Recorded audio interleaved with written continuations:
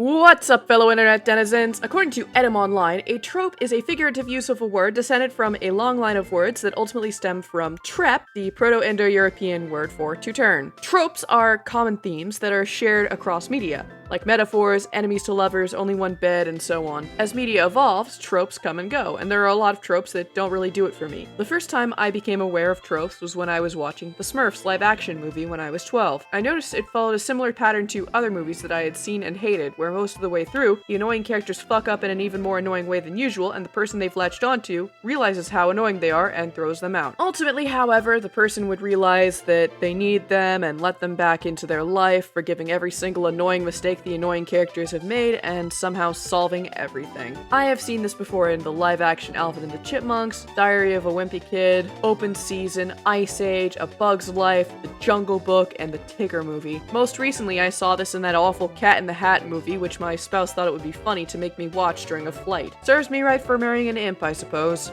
I have never been able to quite place what this is, so I have been scrolling through TV tropes since December trying to figure this out. This got me thinking, what are my least favorite tropes in media? So, let's talk about them in no particular order. Millstones are innocent characters who get in the way of the main character's plans, or a main character who gets in the way of a perceived greater good. Think Patrick Star, Flick from Bug's Life, Timmy Turner, Pinky from Pinky and the Brain, etc. This trope either makes me hate the characters or feel bad for them in a way that the authors probably didn't intend. Maybe this is just too real for me, as I have been in too many people's ways at too many different points in my life. Side note, a song with this title kept me alive during college. It's by a band that I don't really listen to anymore because, Anyway, I've noticed this trope often leads into the next one. Plot-mandated friendship failure. This is probably the closest to what I was searching for earlier. You've probably seen it millions of times before, especially in children's media. Somewhere around the third act, there's a contrived misunderstanding where the main character and their friend, who is potentially a millstone or just really annoying, suddenly hate each other after having to put up with them for an entire film, or just randomly. Ultimately, though, they always make up, even if it doesn't make sense. I hate this almost everywhere it appears.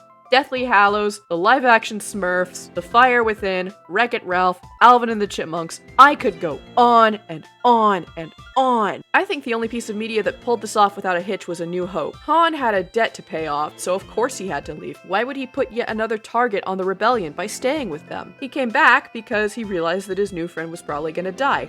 And this actually has consequences too, because he never ends up paying said debt, and that ultimately gets him sold to Jabba as wall art. Let's talk about something different. Punctuation. I minored in linguistics when I was in college, and I love conlanging, as my 54 subscribers are probably all aware. I despise when there is a carefully placed apostrophe or colon that changes an actual word into what the author thinks is something completely unique. Just make up new words at that point and maybe have context explain them. If you can't, there are sites like Zompist that can make words for you based on your input. I've actually covered Punctuation Shaker and my loathing for it before in a couple of other videos that I've made. My hatred for this is so petty and probably an overreaction, like Anakin's reaction to his mother's death.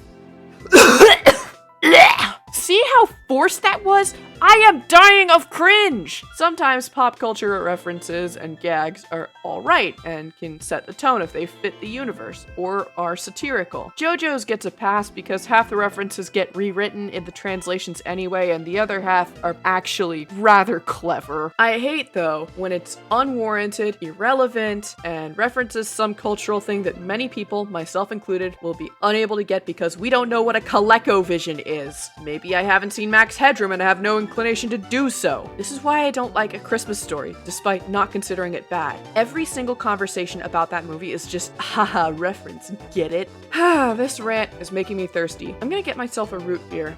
Do we have any Spreckers? Product placement only gets to me when it's egregious. I first remember being upset by this when I watched The Santa Claus when I was like 8, and they went out to Denny's for Christmas. I don't know why I was mad aside from the fact that it just felt so forced. Then there was that time in the Percy Jackson Abomination where Percy can see Medusa in the reflection on the back of an eye touch and uses that to help kill her, which is not how it happened in the book. And that made it so much more annoying. I also remember in Animorphs, Axe, my favorite character, loved Cinnabon.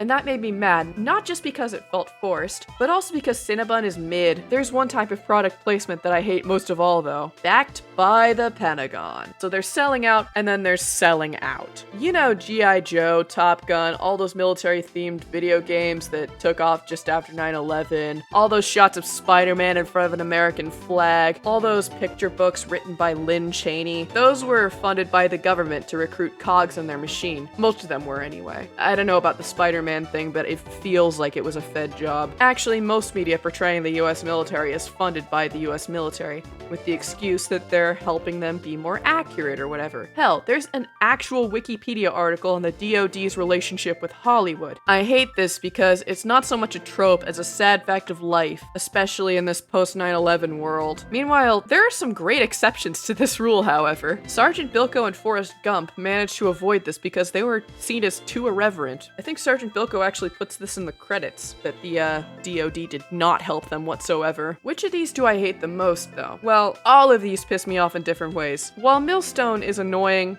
that's often relegated to media that I've grown out of. Punctuation Shaker feels like my brain has the hiccups, but it isn't as annoying when you actually enjoy the setting. The bad versions of Reference Overdose are generally avoidable because they're always in certain types of media that are obviously made to be nostalgia bait or just really cheaply made, or a combination of the two. Capitalism is a sad, mind-numbing reality, so I barely notice most product placements anymore unless somebody explicitly says the name of a product. I don't watch much stuff with the military in it, so I can avoid backed by the Pentagon. Although, I recently found out that Stargate was actually backed by the Air Force, and I am sad. Out of all of those, I would have to say plot-mandated friendship failure is the most annoying because it's probably the one that's hardest to get right. Sure, it mostly appears in kids slop and has worked before, but you have to have a good reason not only to have the breakup but also the makeup, and you have to have actual consequences for this and not just have the makeup fix everything. If one or both of these fail, that ruins the whole thing for me. I spent way too much time going down rabbit holes on TV tropes here. To be fair, I do that a lot. There are several tropes that I enjoy, but Overly Sarcastic Productions has covered